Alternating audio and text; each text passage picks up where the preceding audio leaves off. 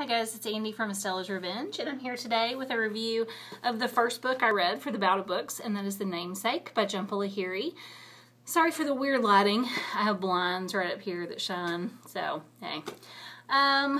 Okay, so The Namesake was the first book I've read in a while that really impressed me. I had been kind of floundering in a sea of 3-star books, but this one broke that trend. I'm so glad.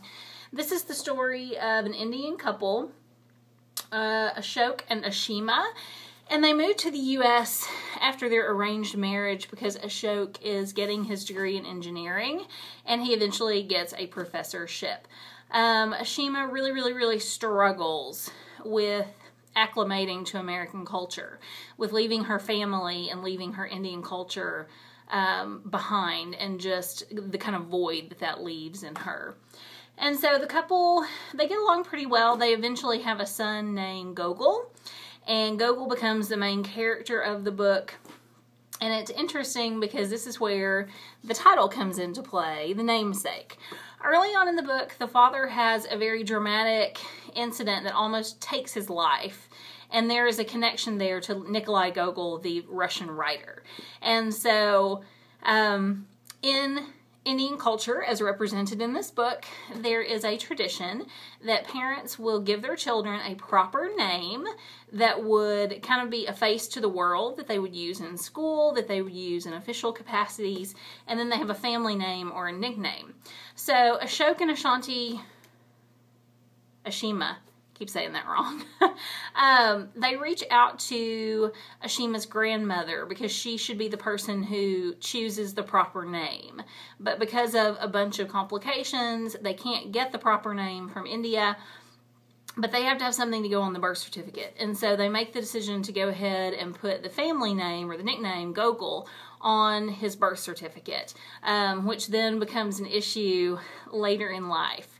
As he enters school, he is used to going by Gogol, and he doesn't want to go by his proper name, which they have chosen by then. As he grows up, he is embarrassed of the family name Gogol and wants to go by his proper name, but his parents have kind of already left that idea behind. And so it's interesting. I'm always fascinated by the idea of naming and the power of names and your name's tie to identity in literature. And that is a cornerstone of this novel. And it was just beautifully done.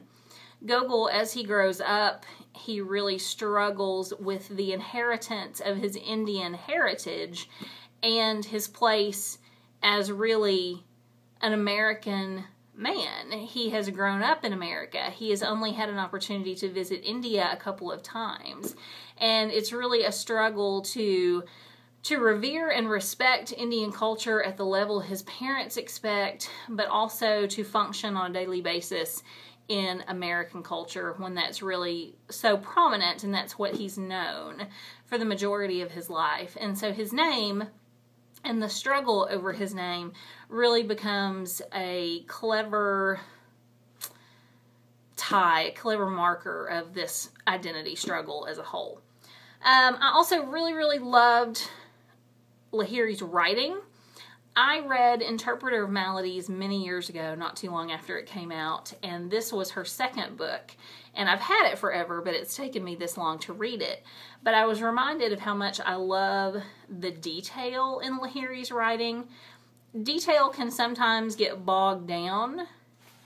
It can be overly detailed. It can be tedious. However, I found that descriptions in this book were really what grabbed me from the beginning, from page 1. Descriptions of food, of culture, of locations, of clothing.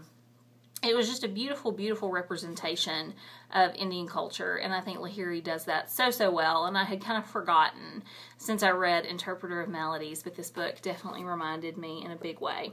So I am thrilled that I read The Namesake by Jhumpa Lahiri. I gave this 5 stars, hands down, absolutely. This book is only about 289 pages. It was a very quick read for me, and I hope that if you've read it, you'll tell me what you thought. And if you read it soon, that you will review it as well. Y'all have a good day. Bye.